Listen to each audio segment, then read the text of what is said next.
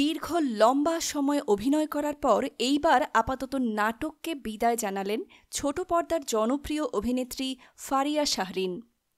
রোববার ২ ডিসেম্বর ফারিয়া তার ভেরিফাইড ফেসবুকে জানান আর নাটকে দেখা যাবে না তাকে। সংসার ও সন্তান নিয়ে ব্যস্ত থাকায় এমন সিদ্ধান্ত নিয়েছেন তিনি। অভিনেত্রী ফারিয়া শাহরিনের এই নামের চেয়ে তার অন্তরা নামটাই বেশি জনপ্রিয়, কারণ কাজল আরেফিন অমি পরিচালিত ব্যাচেলর পয়েন্ট নাটকে অন্তরা চরিত্রে অভিনয় করে সর্বমহলে পরিচিতি পেয়েছিলেন। তবে কি আর দেখা যাবে না ব্যাচেলর পয়েন্ট সিজন ৫ নাটকে অন্তরা চরিত্রে ফারিয়াকে? ব্যাচেলর পয়েন্টের পর নতুন করে আর কোনো নাটকে সেইভাবে দেখা যায়নি ফারিয়াকে। দর্শকদের এই অন্তরা বিয়ে করেছেন বেশ কবছর হলো, কন্যা সন্তানের মা হয়েছেন ইতিমধ্যেই, ফলে অভিনয়ে এখন নেই।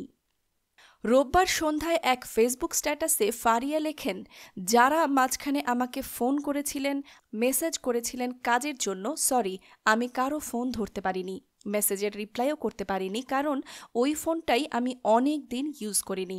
সো সবার রিপ্লাই একসাথে দিচ্ছি। আপাতত নাটকে কাজ করছি না, কবে করব এটাও জানি না, কিন্তু ভালো টিভিসি হলে করব। ধন্যবাদ। ২০০৭ সালে লাক্স চ্যানেল আই সুপারস্টার প্রতিযোগিতায় প্রথম রানার আপ হয়ে শোবিজ অঙ্গনে পরিচিতি পান ফারিয়া।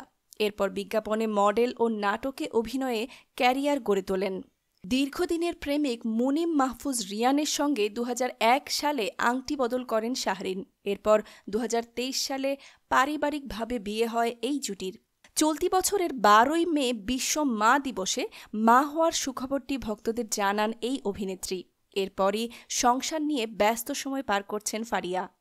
ফারিয়া শাহরিন বাংলাদেশের নোয়াখালী জেলায় জন্মগ্রহণ করেন। তার বাবা একজন ব্যবসায়ী এবং মা একজন গৃহিণী।